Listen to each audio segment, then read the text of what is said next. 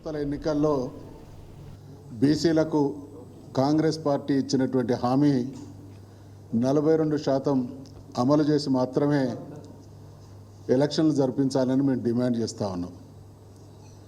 ఎందుకు ఈ మాట అనాల్సి వస్తుంది అనంటే, ఈ ప్రభుత్వం మాట ఇవ్వడం, మడిమ తిప్పడం, ద్రోహం చేయడం అనేదే లక్ష్యంగా పెట్టుకొని పనిచేస్తున్నటువంటి ప్రభుత్వం. కాబట్టి రేవంత్ రెడ్డి గారికి మాట మార్చడం, ఏమార్చడం, ద్రోహం చేయడం అనేది వెన్నతో పెట్టిన విద్య. కాబట్టి మాట అంటా ఉన్నాం. మరి బడ్జెట్ సమావేశాలు అయిపోయిన తర్వాత 3 మాసాల పైన కాలం గడిచింది.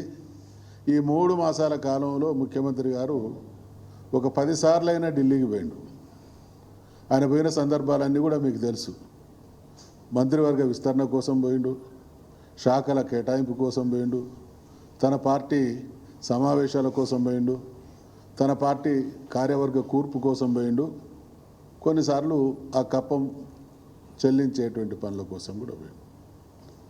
మరి ఇన్ని పనుల కోసం ఇన్నిసార్లు ఢిల్లీకి పోయినటువంటి ముఖ్యమంత్రి గారు చట్టసభలకు మీరు ఇచ్చినటువంటి హామీ, ఇవాళ చట్టసభల ద్వారా రాష్ట్ర ప్రజానీకానికి మీరు ఎటువంటి నమ్మకాన్ని, హామీని ఇచ్చిళ్ళు, దాన్ని ఏ విధంగా వమ్ము చేసిళ్ళు. ఈ పరంపరను గమనిస్తే వీళ్ళకి ఏమాత్రం చిత్తశుద్ధి లేదు. ద్రోహం చేయడమే నైజం.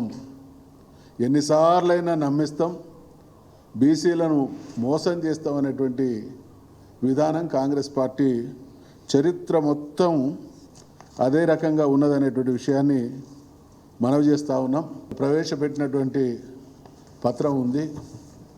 ఒక్కొక్క సంవత్సరం అంటే వాళ్ళు ఈ 10-11 సంవత్సరాల సుదీర్ఘ పాలనలో వాళ్ళు పెట్టినటువంటి బడ్జెట్లలో 2014-15లో 16,63,000 కోట్ల బడ్జెట్, 2015-16లో 17,77,000 బడ్జెట్, 2025-26లో 50 లక్షల కోట్ల బడ్జెట్ కేటాయింపులు 16,63,000 కోట్లతో 2014-15లో ప్రారంభమైనటువంటి వారి ఈ దఫా ప్రస్థానం ఈరోజు 2025-26కు వచ్చే వరకు 50 లక్షల కోట్లకు పోయింది. మరి బీసీల పట్ల వీళ్ళ కేటాయింపులు చూస్తే మొన్న పెట్టినటువంటి బడ్జెట్లో 2-3 వేల కోట్లు.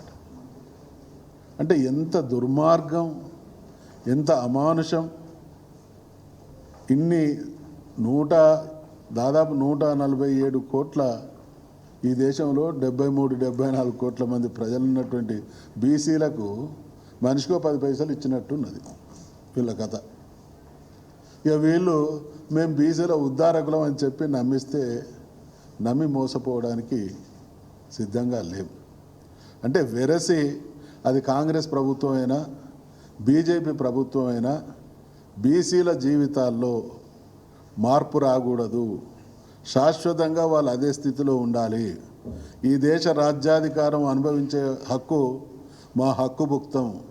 ఈ దేశ సంపదను మేము నిస్సిగ్గుగా దోచుకున్న మమ్మల్ని ప్రశ్నించకూడదు అనేటువంటి దుర్మార్గంతో అటు కాంగ్రెస్ ఇటు బీజేపీ ప్రభుత్వాలు కొనసాగుతున్నాయి. కాబట్టి మరొక్కసారి రేవంత్ రెడ్డి గారిని హెచ్చరిస్తూ ఉన్నాం. 42% రిజర్వేషన్లు అమలు చేసి మాత్రమే స్థానిక సంస్థలకు ఎన్నికలు జరిపించాలి. లేకపోతే ఇది అన్యాయం కాదు, ఇది అణచివేతగా మేము భావించాల్సి వస్తుంది. తెలంగాణ ప్రజలు అన్యాయాన్ని భరిస్తారు కానీ అవమానాన్ని, అణచివేతను సహించరు అనేటువంటి విషయం కేసీఆర్ గారి నాయకత్వాన తెలంగాణ రాష్ట్ర సాధనోద్యమం నిరూపించింది.